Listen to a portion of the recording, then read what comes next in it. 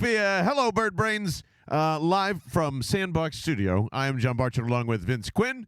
And, of course, Taylor Kredatus, camera-less, but nonetheless, we continue on a Tuesday night drinking our delicious Bell in the Birdmen Cherry Crush Soda, thanks to our friends over at Reading Soda Works. Because, it was Indianapolis. You are a lot of fun. I think it's sodas and liquid death from here on out. And we have got a ton to get into because, man, oh, man, I was on fire on Thursday, brother. I was on fire, and I would like a little credit. The this is how you beat the Eagles totally stopped with running the football with two simple free agent signings. The Cowboys did indeed, beat the Vikings. And the only thing I got wrong was, of course, the Eagles going to torch 45 against the Colts because Nick Sirianni might have got a little too emotional. Is that the new national media take? God, that was so disgusting. Vince Quinn, how are you on this Tuesday evening? Yeah, I'm good. All that stuff was bullshit. I can't get over how annoying, people are just looking for reasons to nitpick Nick Sirianni now. It's all about, are you in the in crowd or are you in the out crowd? All of those people do not want Nick Sirianni to succeed, don't think he will succeed, and when they get a moment like this, they rip him. How many coaches that do that same exact thing after a game where his mentor was fired a week ago for a TV analyst? A hood ornament is what I said on Twitter. And it's accurate. How many coaches could do that and it would be, wow, that was inspiring. Wow, great moment. Wow, let's all meme this on the NFL official account and do all this fun stuff because we love this guy and we support this because we like him. It's nothing to do with the move itself. It's all about whether or not they like Sirianni, and they don't. So fuck them. That's exactly right. Yeah, I had doubts about Nick Sirianni when he first got here. We talked about it. It wasn't because of the press conference. I want him fired after the Lions game last year. I dressed up as a lion. And rooted for him to fail. So, yes, I hated a lot of what he did last year. But the more time you spend watching this guy and watching this team and how they respond to him and where things are going, how do you not like Nick Sirianni as the coach of this team? Yeah, man. And it's so hilarious whatever everyone bubbled up in their head that he said something so awful. Because first some of the takes were like, look at this piece of garbage yelling at Colts fans after a 1-point win and blah, blah, blah. And it came out, and thanks to whoever posted it, they were sitting right next to him. Nick Sirianni came up and simply said, that shit was for Frank Reich, a guy who had huge implications in fucking getting this team to the Super Bowl and making sure how the hell he made Carson Wentz look, how he looked for that entire run is beyond me still, now that we see the shell of himself getting out here. A fan base that actually fucking appreciates him, Indianapolis, and some of the other, Jim Irsay is brilliant at brainwashing those guys. So great at it from a lot of different aspects, by the way. And just, God almighty, the fact that people are giving Jeff Saturday a chance with that crap, oh, my God. And this is only going to fuel the flames because, the Eagles are 9-1 and they gave them hell. And when the actual thing is the Eagles killed themselves left and right, and you're not wrong. I don't care that he did that. I fucking loved and interacting with Eagles fans on the road, which he said he loved too, by the way. That's what's actually happening here, and that's great. He is himself. And if you don't like himself, then yeah, like Vince said, go fuck off or go love him. And I would hate him if he was a rival coach. If he was up in doing this with the Giants or especially the Cowboys, I would hate him too. But he's ours. Fuck you. However, I will say that maybe it is possible that 3% of us is wrong, and emotions very much so. Okay, fuck it. Emotions very much so got in the way of running a smooth offensive game, and that is very clear here because he wanted to fucking dunk on this team so bad. And I don't mind. I'm a guy who loves being emotional. Are you kidding me? I'm not fighting against it. However, when it comes to the X's and O's, it looks like you wanted to fucking play Madden and throw for 600 yards and make A.J. Brown or whoever, or Jalen Hurts run for 300 or whatever your plan was. It didn't fucking work because you wanted to dunk on him, and that got in your way this week. That's why the offense didn't run. Where do you see that? What happened in the game? The fucking field and what we saw. What do you mean what we saw? Crazy? Were they throwing deep bombs every other play? Were they doing Andy Reid flea flickers? They didn't know what they were doing. Well, that's what happened. They didn't know what they were doing. It's not that they had this grand plan of, wow, we're going to trash these guys, and we've got the secret blueprints to the Taylor, Death Star. are you hearing this shit right now? Can you believe this? Are you? What? You just said they fired his mentor, and that's why he was so fired up. I'm going. He was. Yeah, a little too fired up. He was a little too fired up. It I almost don't cost see that. them the game. I don't. For all the things that happened with that offense, I think. did not see that during the game. I mean, they ran a pretty basic game. The most successful thing they had in the passing game was a Devontae Smith comeback route. What about that is like, fuck you, we're going to kill you, we're going to go to your house. The fact that Jordan Mailata, for not the first time, missed slide protection, and I think Miles Sanders is only supposed to be supporting and picking up, and I know I'm wrong when I make this statement, but we are in section 152. Thank you, Philly Sports Trips. Appreciate you. And we saw that play in the opening of the second half. And Jalen is reeling back, and please somebody correct me because, again, I know I'm wrong, 215-509-5833. When he goes back anyway, I don't know who he's throwing to. I did not see a clear open wide receiver, a target, a tight end. I didn't know what they were trying to do there. I didn't see it, so somebody please tell me who was actually open on there, what the hell they were setting up, and could they have actually hit that play if that doesn't happen. Which is the play where he fumbles the ball. Yes. Right? So I just want to make sure that people... sorry. Just in case people are like, wait, what was that play? Yeah, it was literally their first offensive snap to start the second half. Of all time on offense. And then, they fumbled it like right in front of their end zone. So, yeah, that one. Yeah, have you seen any of that? I don't know what happened on that play. Okay. I don't know. So that's part of a big part of the reason why this team is not Super Bowl ready. This stuff keeps happening. And specifically, I'm going to keep pointing at the offense a lot in this conversation because that's where we're at. And finally, everybody's starting to notice this stuff because, the other big, humongous thing you and I were both right about on the last show is Dallas Goedert completely neutralized the offense. It went poof. Their ideas went poof. It's just gone. I knew it. I fucking knew it. And they are not just going back and be like, you know what? We're missing another big playmaker of ours. I don't think they ran Jalen enough in this one. They didn't. At least design-wise, even though it looked like they were trying to do that early. The turnovers killed them. There wasn't a rhythm. It looked like, don't worry, we'll figure this out in some court. Now, don't worry. I know we fucked up the second. We'll get them back in the. All right, I know we fucked that up. But, it just kind of kept happening. That is a huge reason why the Chiefs would fucking smoke their ass right now. And, you can get as excited as you want as the Vikings, beat the Bills and, gave everybody an opportunity because the Eagles beat the Vikings. Yeah, well, the Bills would probably still kick the shit out of them, too. Man, the negativity that comes out of you about this team is alarming. What are you talking about? Is your benchmark the fucking Super Bowl or not? It is. Great. Do you want to ruin this or not? Because they're fucking trying to. Are they? Yes. They're fucking up right now, but they also played some of the best football I've ever seen a team play in this town for 8-9 straight weeks.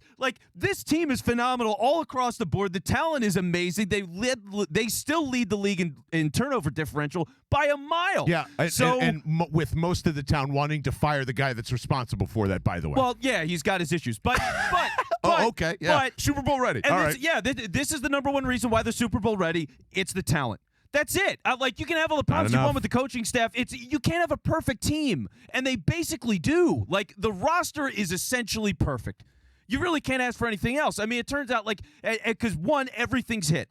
And we've detailed all that before. All these guys like Kaiser White and Marcus Epps and whatever, everything's just hit. So you're lucky in that regard. That's amazing. But now you have an injury. You need to sign defensive tackles. Linval Joseph starts and looks good. He was one of the highest graded defensive tackles in the league this week. Ndamukong Suh, the same thing. They got better from a weakness. Teams don't hit like this ever. They are hitting like that. So the talent That's number one for me. Like, there are plenty of times where teams that have shitty head coaches that we look back on have won Super Bowls. You can have problems with coaching. John Fox, is he a great coach?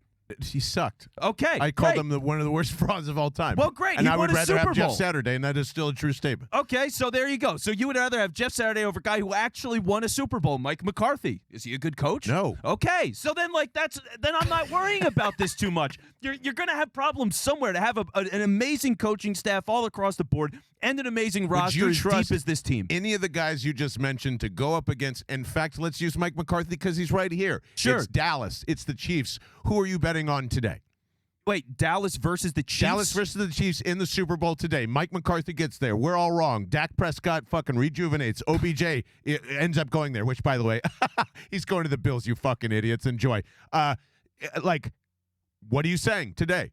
Right now, I would say Dallas. What in you just said that for a take. There's no fucking way you believe that. How did Kansas City lose the Super Bowl? Was it 2 years ago? How'd they lose the Super Bowl? Defense. Their offensive pressure, line whatever. got crushed. Yeah. They've always had problems on the line. They had injuries going into that game. Wow. They had a defensive line that absolutely took that game over. I and thought they I won. was going to say the worst thing on this podcast, but Jesus. If you're putting me in Taylor? that scenario, and the Eagles can win in that scenario too for the exact same reason. The defensive front against a line like Kansas City, and with their secondary to cover all these different guys, they should be able to win the game. Okay, let me ask another question. Sure. Eagles versus Chiefs. Who do you have? Eagles. You telling me that in a matchup today, you would select the Cowboys or the Eagles to beat the Chiefs in the Super Bowl? Yeah, based on the matchup Holy of Kansas shit. City versus those teams, Wow, yes, I would. drink that fucking soda because there must be Kool-Aid in it, I don't brother. have a whole lot left, What so here we on go. earth Let me is going go on? finish it. And you're trying to make me sound like I'm a negative Nancy, like this team isn't fucking awesome and kicking ass and like most of the time taking names. Taylor Kredatus, any reaction to any of this? I'm going insane here. I'm just trying to make a simple point that the coaching is really still holding back the offense. It's especially when the Eagles beat the Cowboys already. I think the Chiefs would easily beat them too, and they're a better offensive team. It's not even close right now. Course of the season, though, like right now in this moment, the Eagles have had 2 bad weeks, but I'm looking over the course of the season, man. Yeah, but I can't. Okay, I'm not throwing this away. I mean, fine, we can set that aside. If you think that that's an actual Bill same thing, Yeah, I don't know what the Bills are right now. The Bills, I mean, they lost to the Jets a couple of weeks ago. They've had some struggles. Like they're not, and that's the thing. Every team that's great as the Eagles are, which is one of the best teams in the league and the best team in the conference still, do not have doubts about that, people. They're the best team in the conference.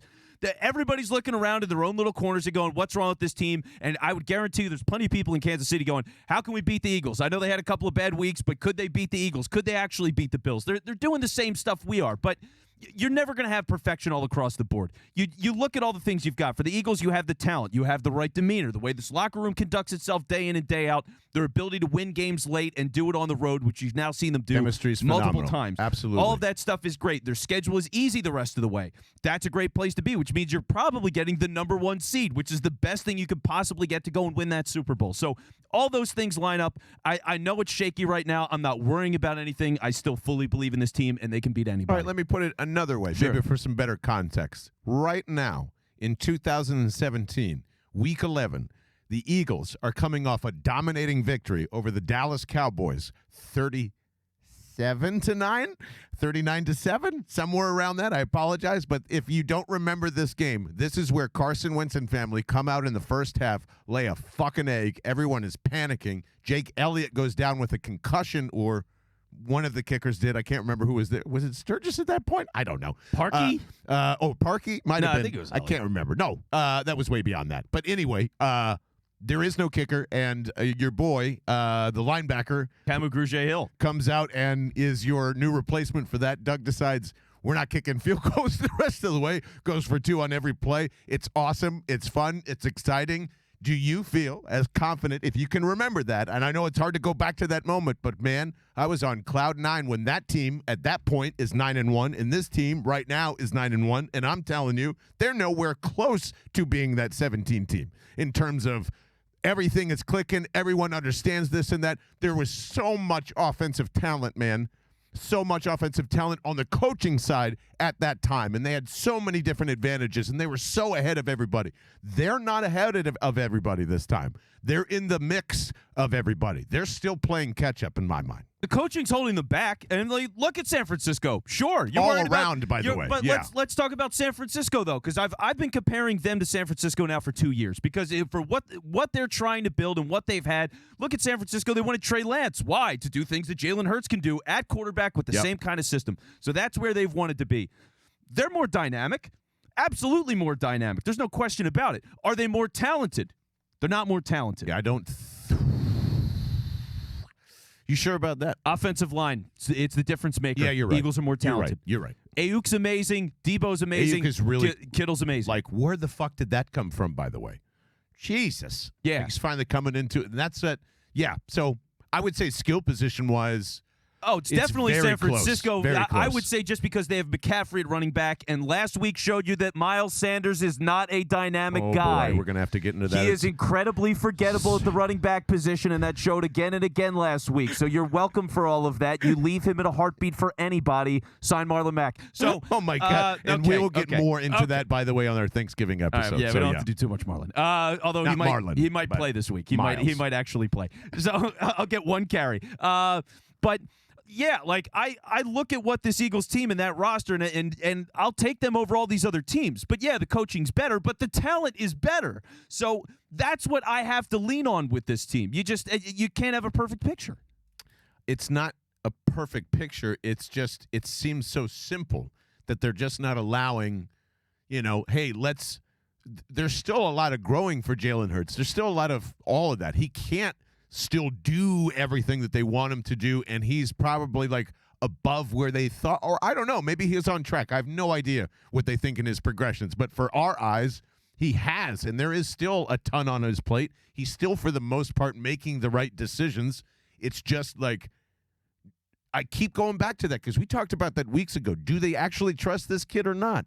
They need to open up a little bit and just let him go in some parts. Maybe they are already, and I just don't understand that just because it's like so confusing to see who and what they're doing. Like I don't know. There's got to be obvious looks where he sees things that he would feel comfortable checking into or whatever it is. But, that's one thing aside. I do have a couple of other major things that I think are stopping them from doing that too, and just comparing some things around the league as well. But, man, we are gearing up, like Vince Quinn said, for another wonderful tailgate coming in on Sunday.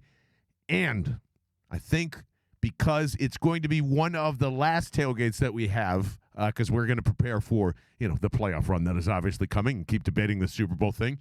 But it looks like we're going to have a ton of Liquid Death, which I'm very excited for. We might do a split palette of like the severed lime and the actual just, flat water, which I love so much, which, definitely needed that recovering from Indianapolis, and had to stop at 7-Eleven, by the way, on the way home after a very rocky Uber ride back home. Did I tell you about that?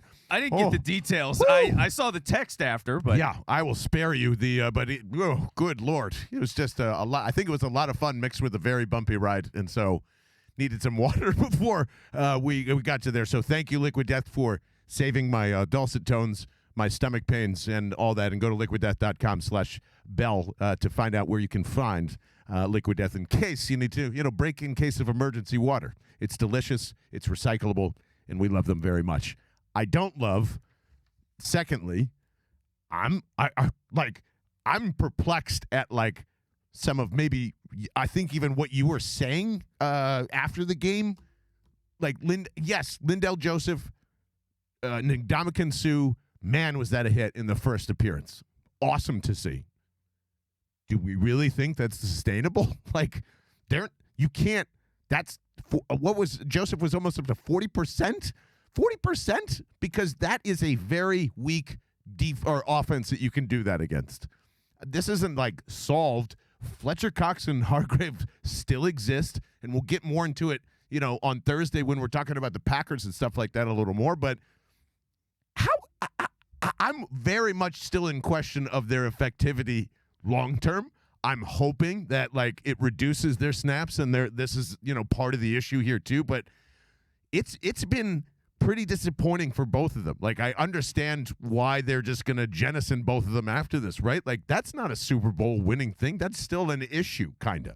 D tackle is an issue until Jordan Davis gets back or feels comfortable or whatever's happening here. Well, see, that's my problem where it goes to Gannon, because I know that Javon Hargrave is talented and can play at a very high level. So unless he's hurt, I don't know why he's not. You see him in moments. He has flashes. I thought he had some good moments last week, but he's not dominant. He's not like the Pro Bowl guy that he was last year. So, okay, what's up with that? But what is it? Well, a lot of these guys were one-gappers. It's just, hey, attack, attack, attack, attack, attack. You're a problem. They can't stop you. Just be super aggressive. Linebackers clean it up. Although our linebackers are Alex Singleton, we're sorry. That was what a lot of the way they played before. So now that they're changing all this and it's more of read and react, and they want these guys in the middle especially to be two-gapping and all, like it's just a different style of play. So are these guys the right fit? Maybe not, and that's what all of this is. Like they're kind of in is it just an awkward hair phase? You know what I mean? It's very much in that phase. And that's another, you probably hate this too, because you have enough talent to go win a Super Bowl on the defensive side of the football. So I'm not questioning that, but it's still not enough Jonathan Gannon talent. We were complaining in the postgame show, your favorite thing to do of all time, why is Josh Sweat in coverage? Yeah. What are your other options? Hassan Reddick. Right, and you even kind of hate that too, right? I do, but it's better than Sweat. So you have one real active guy that can kind of do the thing that you want to distract a defense. Now it looks like Gardner Johnson and Marcus Epps and a couple others, by the way, after seeing the broadcast version of this, he wants to get into this exotic safety corner, who's coming, who's leaving, who's coming, who's leaving, who's coming, who's leaving. You're going to look like zone. Actually, it's fucking zone man. Blah, blah, blah, blah. So I understand what they're trying to pull off. He still doesn't have the horses for him. And it's going to fuck him up. That's why I keep going back to, and even if, okay, forget the Chiefs, we are not probably talking enough about the Dolphins. The Dolphins are doing some really exotic shit that I didn't think was possible with Mike McDaniels and a young coach, and I don't know what else is going on there because I don't pay enough attention to them, but I pay attention to enough where, everyone that's typing up their RPO game, really fucking good, way better than what's going on here. San Francisco coach, by the way.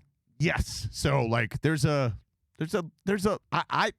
just saying, I see a lot of these things and I go, man, I don't know if Jonathan Gannon can stop all that. Even with all the good stuff in the secondary, all the good to decent pass rushers. We're still talking about Brandon Graham. Why isn't he getting more snaps? Or there's a lot of hybrid crap to deal with here. Well, it's not hybrid enough. That's my problem. You can't. Why not? You can't do, because we went over that last time. But I still don't believe it. I just, all right. I don't know how it makes it better. It doesn't make it better because if you go back to cater to Fletcher Cox and Hargrave, it makes the defense worse. Not when those guys are on the field. Okay. If you're running, I won't go 12 rounds on it, but okay. It's just crazy to me that when he, especially as a guy that came in talking so much about multiple, we want to be multiple, we want to do everything. You've got guys, they're good at a certain thing, and then you just stop doing it, and now we're looking around like, hey, all these guys are talented, they aren't doing shit. What's the deal? Well, that's the deal. So if this is what he wants to be, and it's just a 3-4 team, they should have made more changes in the offseason. Well, they didn't have enough. They probably couldn't. What are you trying to go stab out there? Why are you to your point? Why are you spending $14 million on Fletcher Cox for what? Because what's the point? Because what else do you? Well, I mean, that's probably one, an owner mistake, and two, what else are you going to do? Not play him. Okay. I just sign anybody off the street that fits the system. Sign a backup nose tackle to complement Jordan Davis that would have been, that now is Linval Joseph. You can't fight against an owner. Jonathan, you're telling me that everybody in the world wants Jonathan Gannon fired, and you get the balls to go against Howie Roseman or the owner or whoever it is. Like I said, he's the new Jason Peters. That's not going to happen. I'm just asking for harmony on a guy that a coaching staff is supposedly in a front office that supposedly, according to the GOAT Jeff McClain, they were worried about his fitness and does not seem to be in the greatest of shape and endurance or whatever at 31 years old. Domowitch as well, calling it out too. Everybody. So that's the thing. So why do you think that Gaman Sue at 35 looked good just coming out at 31? You even mentioned that. It's the same shit. So I can't exactly. But exactly. He does not have the power to do it. So he's just stuck, and you're blaming him, and so is Eagles Twitter and everybody else. And he showed you guys your ass this weekend, and you're still like, well, my ass looks pretty good. Well, it's it keeps steering to defending Fletcher Cox. He's even chirping on Twitter now. Did you see that? Fletcher Cox? There was some guy that was just saying, hey, every time that the television's turned on, my grandpa thinks you're dogging it, and can you just tell him that he's a jerk? And just kept quote tweeting the same things like, I'm still this. And then people started really chiming in and going, Sue and Joseph took your job. Aren't you embarrassed by that? And all this other stuff. And he just kept it going. So, it's a Tuesday. It was his day off. Sirianni, who gets emotional, gave him till Wednesday and all that. And people tweet when that happens. So I would say Fletcher Cox is feeling a little defensive. And he should. Yeah. I'm not supporting Fletcher Cox in this case. Everybody else is. I'm saying if you signed the guy, then why did we do that knowing he hated the system last year? You're going more into a transition the owner, of the and system. More specifically, Julian, because he probably did that too. Oh, okay. Now it's Julian. He's a loser piece of shit that doesn't have anything to do with anything until it's Fletcher Cox, and now that's his call. All right, let's not get stuck in the mud on this because we've been on that. But here's the other thing. I mean, there's no solution at tight end. Pretty big deal. Really good job by all the Tyree Jackson fans out there. Awesome. Really solved the problem. Oops. Nothing burger. Calcaterra, nothing burger. Stole. Because I'm not going to ask him to do more. Well, and you should. Well, yeah, but that's look. At some point, he needs to do some of the things in terms of the system and just running the routes to be where you're supposed to be on the field with the spacing. He's just got to do that stuff. He's the best option for it. I mean, in terms of not tipping your hand, because Calcaterra, you're tipping your hand. And for Tyree, he's just working his way back, and he's hardly played the position anyway. Yep. So keep Jack Stoll in there. It's okay to have an unremarkable starter. It's okay if he catches not the for ball. This, you just yes, said You just said they have to rely on their talent. Yes, and you just took a major piece of it away. Yeah, and you have to wait 3 or 4 weeks. That could affect the first round bye, which would make me feel a lot more confident about their Super Bowl chances. Because that's how things work around here. If you get home field advantage, and there's only one. So, yes, I am concerned about, this stretch right now. And when he comes back, I'm sure everything will be rosy and daisy. But until then, I'm asking the coaching staff to prove me wrong on that. Because if they can fix that, then that's one thing I can cross off my list. It's still not better than half of the teams or most of the teams that I just mentioned, including, by the way, you're going to get a real good test in this because you're going to have the Tennessee Titans figure this out. And that running the ball take is going to come right fucking back because it's Derrick Henry, and it's a really good defense. Well, and it's a better running team in general. The Colts are not all the stuff with the Colts and, oh, my God, they're going to run the ball like crazy. It's just people who weren't paying attention to the Colts but know that Jonathan Taylor is very good. Yeah. That's all it was. Jonathan Taylor is very good. That line sucks. They've run for 45 yards, 65 yards, 35 yards. They suck, dude. They have not had running production all year. So part of that is pretty easy to do when they know you can't throw the football. Well, part of it is Matt Ryan is cooked. He's clearly cooked. He doesn't have it anymore. But you're allowed to feel that way. I'm not trying to knock it down. Yeah. So this week is going to be a bigger test for that, and I'm very curious to see where it goes. But right now things are very encouraging, so that's great. But yeah, thinking about this offense, they're only missing one starter. And when it's Jack Stoll, it's fine. It's it's one guy. You can't. How many teams in the league are missing starters, have missed starters for stretches this year? They haven't missed anybody. Can you show me one bit of hope from this game that makes me feel much better about the offense moving forward, which everyone neglected to point out because they're 8-0? Yeah. So actually, one of the worst things about the offense this past week is one of the encouraging things going forward. All right. Okay. Dallas Goedert, not in the game. What do we see? We're talking about all these different replacement options. What are they going to do at tight end? They put 3 guys out on the field. They did 3 tight ends. They tried that, which is the thing they did a lot last year, and that helped them get on the playoff run that they did. Didn't work out. Thank God. It was terrible. And agree. Thank God. They tried it. Didn't work. Because it didn't really work for them either. And then they stopped doing it. So good. Try shit, see what happens. It works. It doesn't work. You add to it. You take away from it. That's what this is. Part of this is process. You have to try things and test the hypothesis and go from there. I think that's part of what we saw this week and part of the struggles. But ultimately, if Jack Stoll, losing Goddard, going from him to Jack Stoll is a massive talent gap. But you're healthy at 10 of 11 spots on the offense. Run your shit.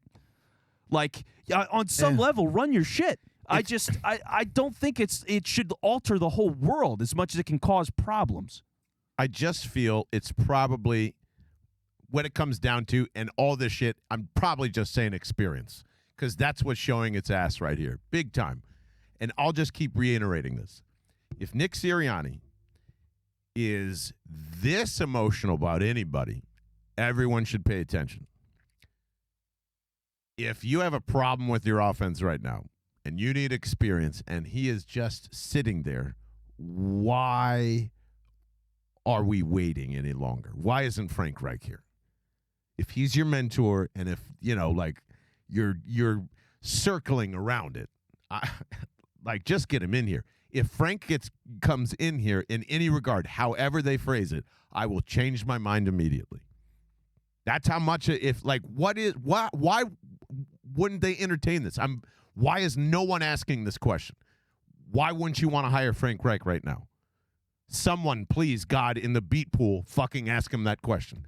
If he's so emotional about this, if it made him go up to a fan and say that one was for fucking Frank Reich, and you're sitting here with red zone problems, timing, I just feel like a fucking broken record at this point. What are we doing, Vince Quinn? Yeah. Get on the phone. Have you asked him? What did he say? When are you going to ask him? Why wouldn't you ask him? Like something you need to know. You have to know. That's the most, after this, at first it was just whatever. I thought the emotion was going to make them just destroy this team, but it does. Hire him, Nick. What are we waiting for? And you have the Fangio thing, so the precedent's been set. It's not just like this is some fan theory. You're already seeing it on the other side of the ball with one of the youngest, most inexperienced coaching staffs in the league. Yeah. So just do it again. And again, he, unfortunately, it probably comes down to contractual reasons because he's probably getting advised that the Colts are going to pay you for a while. He still had a little bit on his contract, right? So if he takes lesser money or comes, I don't know how that shit works, but I'm sure there's a way to get a consulting job. I would figure as a consulting gig, that's fine. Usually it's if you get another head coaching job, that's the offset, which is why Matt Patricia is like an offensive special assistant or something, and he's not a coordinator because fuck you, Detroit. If you have anything else, please let us know. 215-509-5833. I'm not sure who is going to come out I think we're going to have a lot of people on everyone's side here because there's a lot of shit to nitpick here. That's it. That's all I'm doing here. I am nitpicking because the bar's been set. They said it, and you and I knew this was coming. So why is this is all? You should be on my level. That's all I'm saying. 15-2, baby. Everything's fine. 15-2. We're staying the course. Everybody's still on track. It's amazing. I'm good. I need one comment out of you before we leave, though. Okay.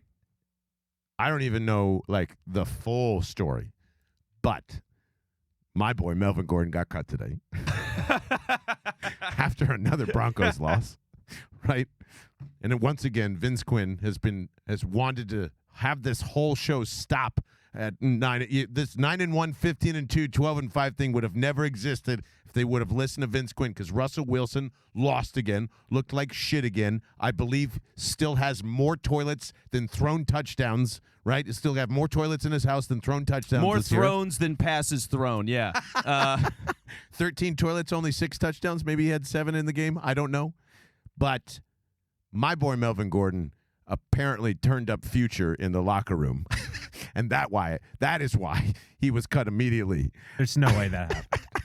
But are you kidding me? Did you see what Melvin Gordon tweeted or Instagram storied? It was him in the OJ car saying he lost his. I don't know what happened.